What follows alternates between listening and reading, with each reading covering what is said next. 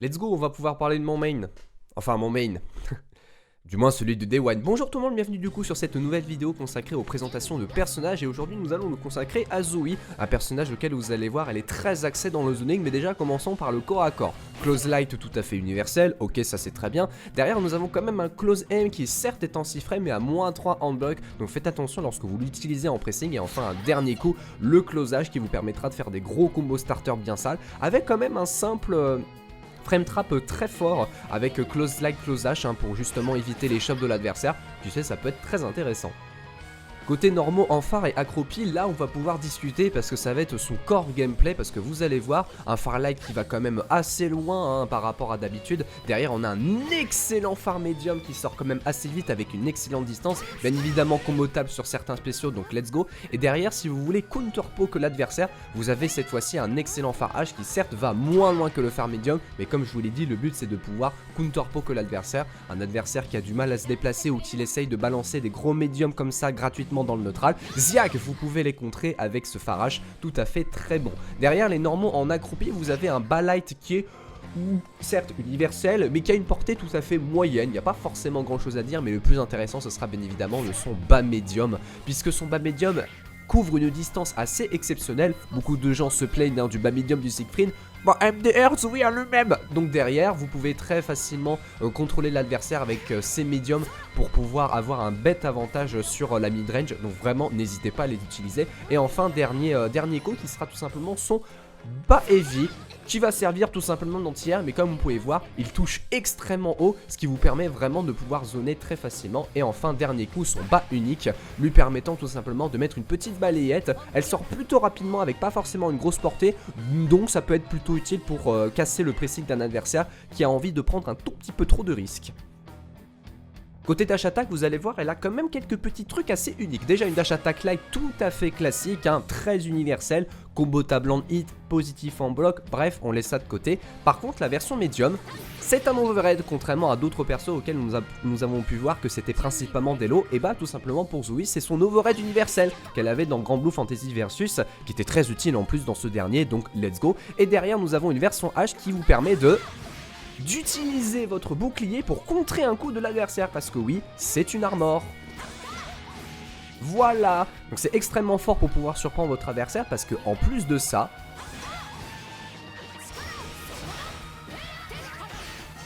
cela vous permet de comboter mid-screen sans avoir besoin de counter hit. Attention, c'est très punissable en bloc, donc soyez sûr de pouvoir utiliser cette armor. Pour son coup unique, on va d'abord introduire sa troisième ressource en plus des Bravely Point et de sa jauge de SBA, qui sera sa jauge d'invocation du petit dragonnet, puisque oui, lorsque vous maintenez le bouton U, cela vous permet de pouvoir la recharger. Donc c'est pour ça que derrière, on va beaucoup axer le jeu dans le zoning pour vraiment temporiser au maximum, parce que vraiment, cette jauge vous permettra d'avoir un petit avantage assez fou, surtout dans le zoning. Donc vous maintenez le bouton, ça recharge, ok. Mais attention, pendant que vous rechargez et que vous appuyez sur un autre bouton et avant en même temps, elle fait une sorte de petite explosion. Certes, c'est invincible, mais pas frame 1, mais cela vous permet de pouvoir casser les projectiles de l'adversaire ou tout simplement pouvoir faire un combo derrière. Pour les spéciaux, nous allons commencer justement par le seul spécial qui vous permet d'utiliser cette jauge d'invocation de dragonnet avec son caravan, une version light auquel on va pouvoir invoquer le dragonnet comme un projectile classique, donc vers l'avant, pas d'embrouille. En plus de ça, ça utilise très peu de ressources, donc n'hésitez pas à pouvoir le spammer, ça utilise très peu la ressource d'invocation, donc let's go. Derrière, vous avez une version médium qui vous permet d'utiliser un tout petit peu plus de barres pour faire une énorme explosion. Cela vous permet de faire des 2 loops pour ceux qui se demandent, mais surtout, petite particularité, lorsque vous placez le dragonnet avec la version light, vous pouvez utiliser ce placement pour utiliser la version médium. Donc n'hésitez pas à pouvoir mixer un petit peu votre zoning avec le dragonnet, parce que c'est avec ça auquel vous allez prendre l'avantage. Même chose du coup pour la version H, qui est un énorme full screen vous permettant vraiment d'avoir un zoning très efficace. Attention, ça consomme énormément de barres, donc faites très attention. Et du coup derrière, même chose, vous placez la version light pour pouvoir placer la version H si vous le voulez, donc n'hésitez pas à l'utiliser. Derrière, vous avez la version ini qui vous permet de faire un full screen. Voilà, bah très utile pour pouvoir casser les projectiles. Et surtout, petite particularité, cela vous permet de recharger la moitié de votre barre d'invocation. Donc vraiment, n'hésitez pas à l'utiliser, puisque ça casse les projectiles, ça casse les tentatives d'approche et c'est imbloquable en l'air. Donc n'hésitez pas. à l'utiliser puisque vraiment c'est une très bonne ressource. Pour ceux qui se demandent qu'est-ce qui se passe lorsque la barre de dragonnet arrive à 0, et bah tout simplement vous pouvez plus du tout utiliser ce dernier pendant un petit bout de temps, le temps que ça se recharge. Le deuxième spécial du personnage est un dragon, mais attention, ce n'est pas un dragon classique à base d'invincibilité frame 1, elle a d'autres particularités. Déjà une version light qui vous permet d'avoir une approche au-dessus d'un projectile.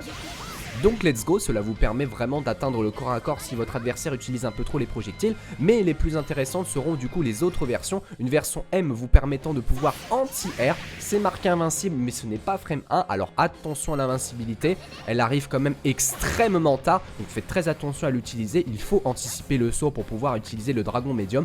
Par contre pour la version EX, qui est la plus intéressante du moins dans ce cas là, puisque l'invincibilité arrive beaucoup plus tôt et cela vous permet vraiment de pouvoir anti-air votre adversaire de manière très efficace et surtout de manière réactable.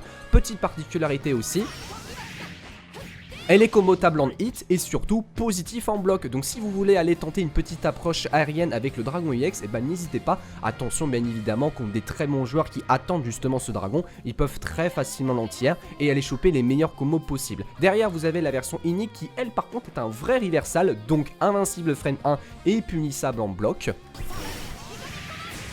Donc cela vous permet d'avoir une petite ressource défensive. Petite astuce, hein, si vous êtes dans le coin et que vous réussissez à toucher votre adversaire avec,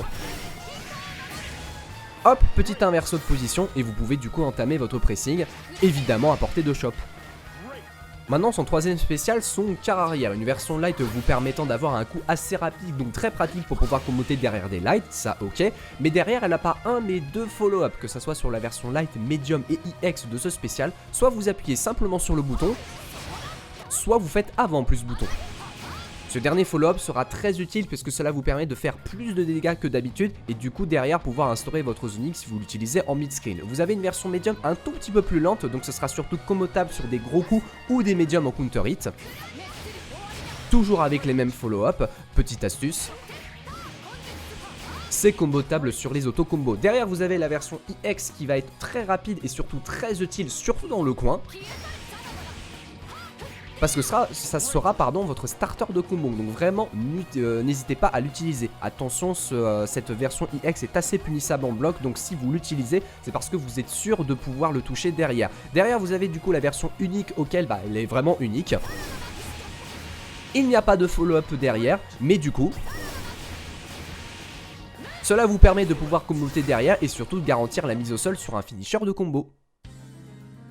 Le dernier spécial qui va être très intéressant dans le kit de Zoe puisqu'il s'agit de son Thunder. Déjà, cela vous permet d'invoquer un petit éclair. Lorsqu'elle pointe son épée dans le sol, il y a une hitbox. Donc on va pouvoir en profiter, qui sait, pour certaines versions de ce spécial. Mais surtout, petite particularité, vous pouvez maintenir le bouton pour délayer l'invocation de l'éclair. Dans les jeux de combat, on appelle ça du negative edge, c'est-à-dire la possibilité d'activer un spécial en relâchant un bouton et non en appuyant dessus. Derrière, vous avez une version médium qui vous permettra d'invoquer un éclair un tout petit peu plus loin. Évidemment, vous pouvez le maintenir pour délayer du coup l'invocation, et enfin du coup une version EX qui vous permet d'invoquer pas un mais 3 éclairs, très utiles pour pouvoir faire des setups, des pressings et tout, etc.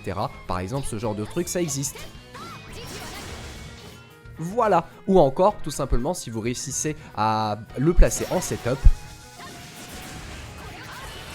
très utile pour pouvoir balancer énormément de setup dans le coin, puisque derrière vous pouvez aller choper ce qu'on appelle des 50-50 où tout simplement l'adversaire doit deviner comment je vais réussir à ouvrir justement grâce à ce setup là. Derrière vous avez une version unique auquel on a quand même quelques petites particularités. Déjà vous avez une version auquel si vous réussissez à toucher, vous pouvez comboter derrière, c'est pas beau, mais si vous réussissez à toucher l'adversaire alors que vous êtes au corps à corps alors qu'il le bloque, c'est un imbloquable. Alors derrière vous ne pouvez pas comboter, mais c'est quand même quelque chose de très utile.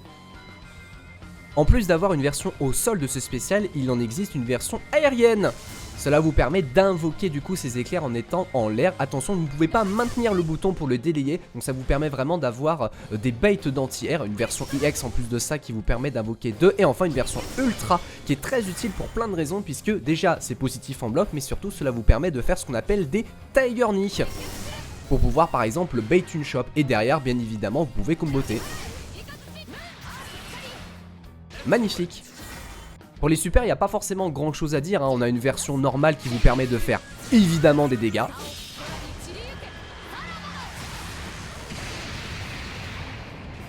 Rien à dire dessus. Par contre la version ultra auquel bah elle a quand même quelques petites particularités. Bon déjà premièrement elle fait plus de dégâts que la super, merci c'est logique.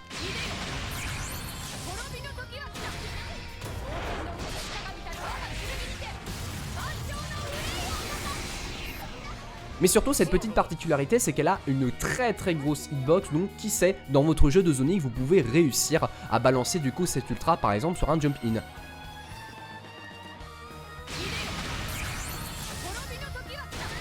Donc tu sais ça peut être très utile. Et cela finit du coup le tour d'horizon de Zoe, un personnage très axé dans la mid-range, le zoning et les setups, des excellents médiums puisque cela vous permet vraiment de couvrir un bel espace sur ces derniers. Derrière du coup un zoning qui sera beaucoup plus intéressant par rapport à Versus puisque vous aurez un meilleur reward derrière, bien évidemment côté momentum mais surtout aussi en termes de dégâts. Parce que ce genre de truc existe et derrière du coup les Thunder EX qui vous permet vraiment d'aller placer des très bons setups surtout dans le coin puisque cela vous permet de pouvoir comboter derrière des shops, oui, derrière ses triple attaques, oui, et derrière aussi bien sûr son overhead qui va être très utile pour pouvoir ouvrir l'adversaire. Pour vous donner un exemple, voilà, vous pouvez commoter du coup derrière de simples mécaniques de Rising, donc n'hésitez pas à aller lancer le mode training puisque vraiment avec le setup du Thunder EX vous pouvez être très créatif. Sur ce, des bisous, on se retrouve du coup pour une prochaine vidéo de présentation de personnages. Des bisous.